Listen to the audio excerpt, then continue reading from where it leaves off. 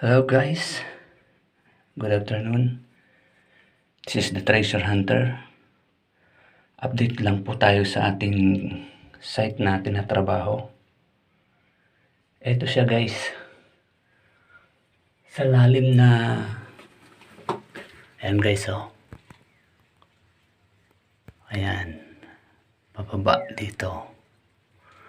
Tapos ayun yung mga sign doon na nakita natin sa lupa pa. Ayan, mamaya ipakita ko sa inyo. Tapos pagdating dito sa baba, ito guys yung naandun sa taas, yung nasa malaking bato, pakikita ko sa inyo yun. Ito siya guys, paano ko ba? Ayan guys. Ito siya guys, mula dito, paganyan siya, ayan, pa-point, pababa. Ayan guys, pababa siyang pa ganon. Tapos ito guys yung sign na bato na arrow na nakapoint din siyang papaganon. Ayan guys. Yan yung malaking yan guys. Yan, papunta din siya doon sa baba. Papunta dyan guys. Tapos sa ilalim yan guys, may isa pang ganito rin yan guys. Solid rin to guys. Ito isang malaki. Ayan guys oh. Ayan. Isang malaki din to guys. Nakaparehas nito. Pero mas malaki itong nasa ilalim niya. Na ganun din ang itsura guys. Solid din siya na malaki. Na nakapoint din dito sa lugar na ito. At ang lugar na ito guys. Dito sa lugar na ito. Ito na yung ating ginagawa. Tingnan nyo guys oh. Ayan. Ayan guys oh.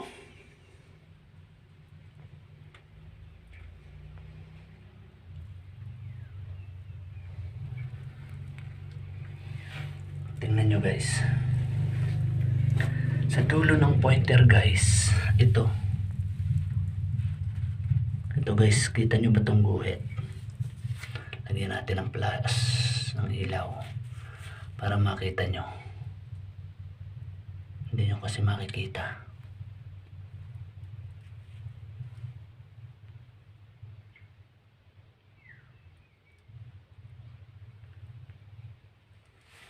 Ayan guys. Ito siya guys oh. Ito yung isang daan pababa dyan. Tapos guys, ito na yung level niya oh. Ayan guys. Tapos ito. Ayan guys. Ayan oh. Tapos ito guys.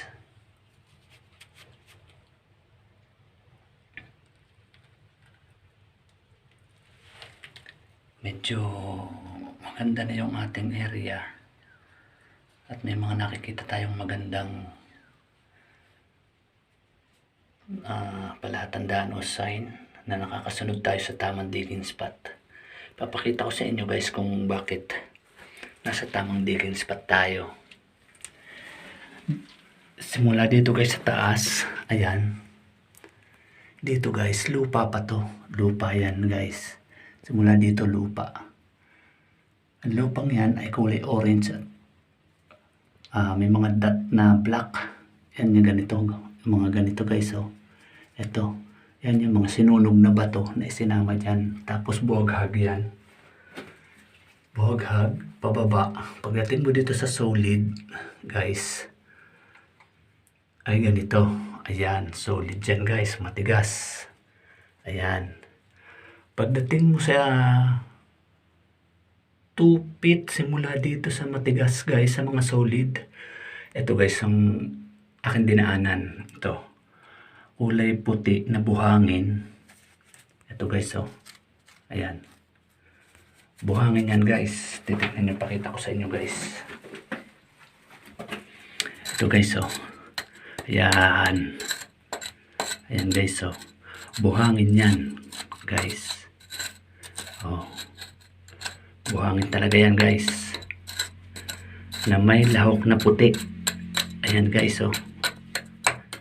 Buhangin yan guys. Ayan. Oh, tingnan nyo. Ayan. Hindi siya katigasan guys. Kayang-kaya siya ng bareta. Ang ating bara. Pagkatapos niyan guys, tupit yan. Tupit. Matigas na naman yan guys. Matigas na naman. Ganito. Matigas na naman na solid guys. Solid na naman siya. Pagdating mo dito guys, ayan yung level. Guys, pakita ko sa inyo yung level, oh. Ayan yung level ng, ayan, malaking gagamba. Yung level ng buhangin. Ayan guys. Ayan guys, oh, buhangin yan. Ayan guys, yan ang level niya. Paikot. Kita siya guys. Meron siyang guide. May guide siya guys. O, tignan nyo. Ayan guys, oh. Ayan, oh. Kulay puti na guhit na yan. Ayan guys, papunta dito. Paikot. Ayan guys. Buhangin, natupit ang kapal. Pagkatapos ay solid na uli. Guys, solid na naman siya. Solid na naman siya pababa. Ang dinaanan kong ganito guys, na tagtutupit, ay 2 layer nito. Tapos 2 layer din itong mga solid na ito. Tapos after 2 feet, ito. Tapos solid ulit guys. Solid ulit. After 2 feet, ganito na naman siya guys. Tapos solid na naman siya guys. Solid na naman. Ayan. Solid na naman siyang matigas. Ayan guys.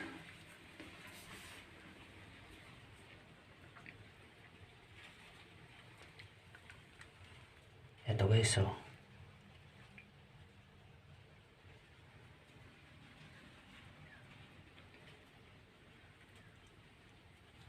Alright guys. Ayan, ang update natin sa ating tinatrabaho. Ayan guys, ang paikot niya. Ayun yung isang bato na may sign. Pakita ko sa inyo guys mamaya. Ayan siya, oh. Yung butas natin. Siguro nasa ano tayo. Mga 15. Siguro mga 5 meters. Mga 15 feet tayo guys. Or more or less. 15 feet tayo guys. Ayan.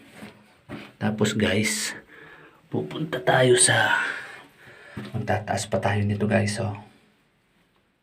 Tataas pa tayo niyan. Aakyat tayo at magtataas.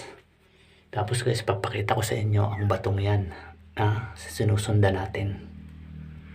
Pakita ko sa inyo yan guys.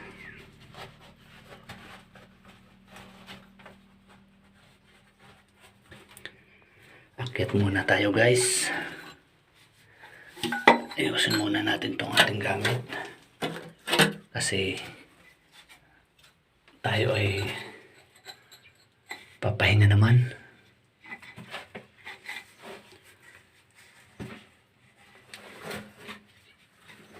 Alright, papakita ko naman sa inyo guys yung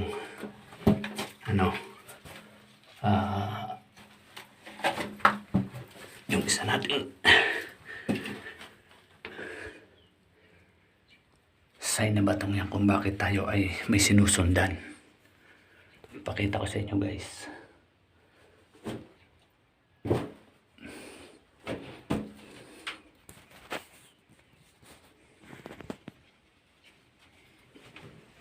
Kaya tayo. Ayan guys. Isa pa lang to guys sa HTM na ating natagpuan dito sa ating tunnel. Ito guys, pakita ko sa inyo guys. Ayan guys, ito yung isa. Ayan guys, itong isang ito guys, nakita ko na yan. Itong isang ito guys, nakita ko na rin to. At itong item guys, oh.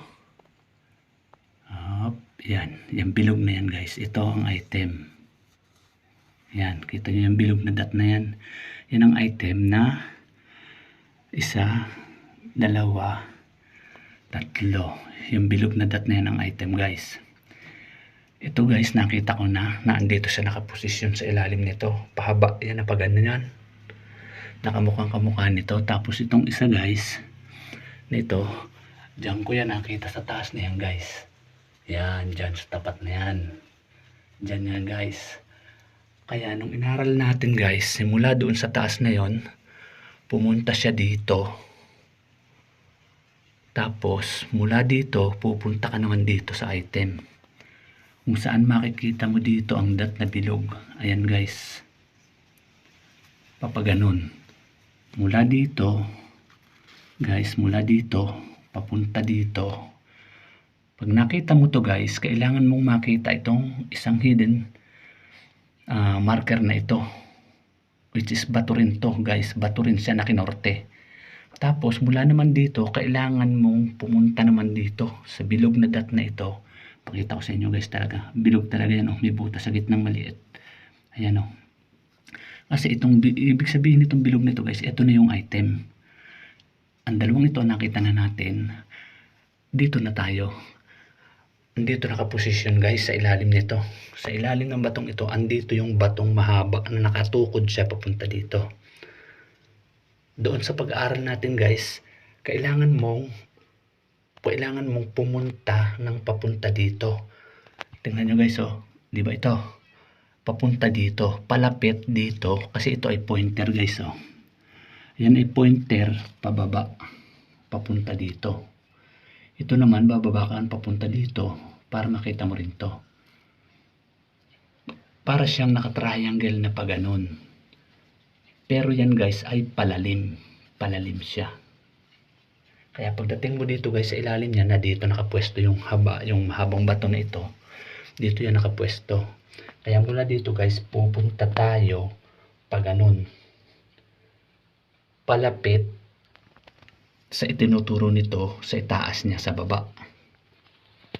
O diba guys, na dito yung mahabang bato sa taas nito. Ayan. Papunta ka dyan. Ayan dyan guys, papunta ka dyan. Dyan yung item nakalagay sa lagor na yan, sa ilalim. Yung bilog na dot. And then guys, yung isang bato na nakita natin ay naandyan sa tapat na yan. Dyan guys, dyan. Sa tapat na yan. Tapos yan ay tumama dito, papunta sa isang sign na ito. Makikita natin dito sa ilalim nito. Kaya tama guys, oh, nakaganon.